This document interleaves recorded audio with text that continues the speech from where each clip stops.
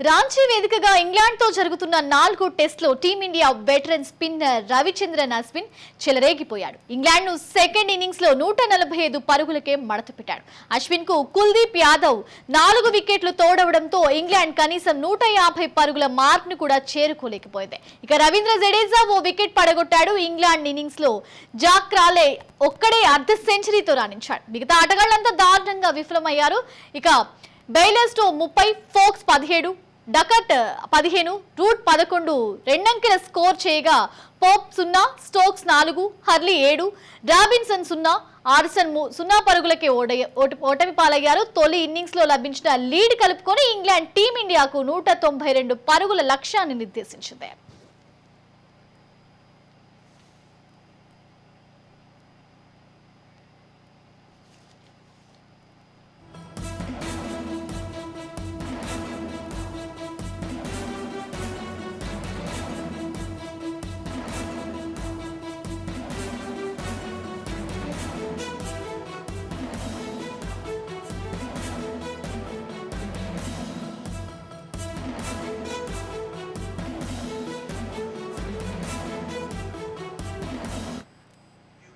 రాంచీ వేదికగా ఇంగ్లాండ్ తో జరుగుతున్న 4 టెస్టులో team India veteran spinner Ravichandran Ashwin చెలరేగిపోయాడు. ఇక ఇంగ్లాండ్ ను సెకండ్ ఇన్నింగ్స్ లో 145 పరుగులకే మడత పెట్టేశాడు. ఓవరాల్ ఇదే అంశానికి సంబంధించి మరింత సమాచారం మా ప్రతినిధి మానస్ అందిస్తారు. Manas, over to you. షావియా, మనం చూసుకున్నట్టయితే భారత్ మంచి జోరు మీద ఉందని చెప్పుకోవాలి. మొదటి టెస్ట్ హైదరాబాద్ లో ఓడిపోయిన తర్వాత విశాఖ టెస్ట్ తో పాటు 3వ టెస్ట్ లోనూ భారత్ జోరు చూపించింది. 2 టెస్ట్ మ్యాచ్ల్లోనూ వరుసగా విజయం సాధించిన తర్వాత ఇప్పుడు ఈ 4వ టెస్ట్ లో కూడా పూర్తిగా తన భారత్ వైపు మ్యాచ్ అంతా ఉందని చెప్పుకోవాలి.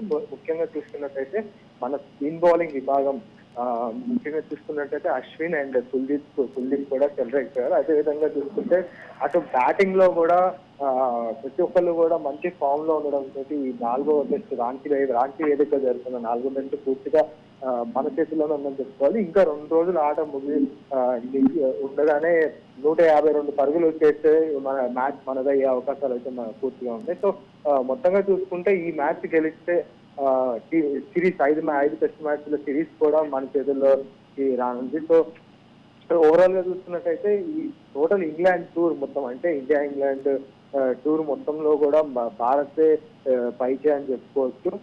అటు బ్యాటింగ్ ఇటు బౌలింగ్ విభాగాల్లో కూడా సమిష్టిగా రాణిస్తున్నారని చెప్పుకోవచ్చు. ముఖ్యంగా రోహిత్ శర్మ కెప్టెన్సీ లో ఉన్న టీం అయితే అటు బౌలింగ్ పేస్ బౌలింగ్ బుమ్రా కావచ్చు, సిరాజ్ కావచ్చు, అదేవిధంగా స్పిన్ బౌలింగ్ లో అశ్విన్ కావచ్చు, కుల్దీప్ కావచ్చు, ఇట్లా అందరూ కూడా తమ బౌలింగ్ సామర్థ్యాన్ని పక్కగా నిరూపిస్తున్నారు. అయితే మనం చూసినట్టయితే ఈ ముఖ్యంగా రాంచీ టెస్ట్ విషయానికి వస్తే అసలు ప్రత్యర్థి టీం ని కనీసం 200 పరుగులు కూడా చేయనివ్వకుండానే ఆల్అౌట్ చేయడం జరిగింది. 145 పరుగులకే ఇంగ్లాండ్ సెకండ్ ఇన్నింగ్స్ కంప్లీట్ గా ముగియడంతో కేవలం జస్ట్ 192 రన్స్ కొడితే టోటల్ మ్యాచ్ మన చేతిలో.